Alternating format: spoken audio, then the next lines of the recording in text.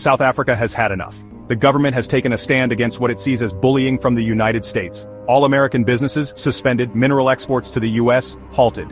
This is a massive shakeup. It's a bold move with serious consequences. But why would South Africa take such drastic action? It all started with Donald Trump.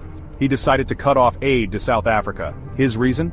Trump claims there's unjust racial discrimination against white farmers. He's pointing a finger at South Africa's land reform laws. These laws aim to address the huge imbalance in land ownership, a legacy of the apartheid era. This isn't just about aid money, this is about respect. South Africa is saying we won't be pushed around. They're standing up for their right to address their own historical injustices. It's a gutsy move, a real draw a line in the sand moment. The world is watching. This standoff has consequences that reach far beyond Washington and Pretoria. It's a test of the relationship between two nations. More than that, it's a question of principle. Can a powerful nation dictate terms to a sovereign nation based on misinformation? South Africa's answer is a resounding no. Let's be clear, Trump's claims of white genocide are baseless. They're not backed up by facts. This narrative of white victimhood is dangerous and misleading. It ignores the reality of South Africa's complex history. The truth is, land ownership in South Africa is still incredibly skewed. After decades of apartheid, black South Africans who make up the vast majority of the population own a tiny fraction of the land. The land reform laws are an attempt to right these historical wrongs. They're about creating a fairer society for all South Africans. Trump's decision to cut aid based on this false narrative is irresponsible. It's also hypocritical. The US has its own history of racial injustice and land dispossession. It's a bit rich to be lecturing other countries on these issues. This situation is further muddied by the likes of Elon Musk.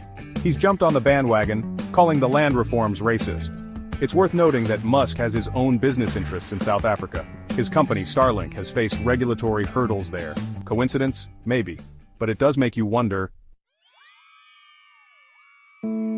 This standoff will have serious economic consequences. The US benefits massively from trade with South Africa. We're talking billions of dollars annually. Suspending American businesses and cutting off mineral exports will hurt. Both sides will feel the pinch. South Africa knows this. They're not naive to the risks. But they're willing to take the hit.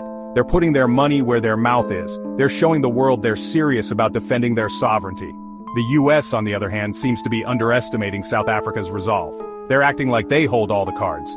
This is a dangerous game to play. South Africa has options. They can look to other trading partners. They can strengthen ties with other African nations. This isn't just about dollars and cents, though. It's about sending a message. South Africa is telling the US and the rest of the world that they won't be bullied.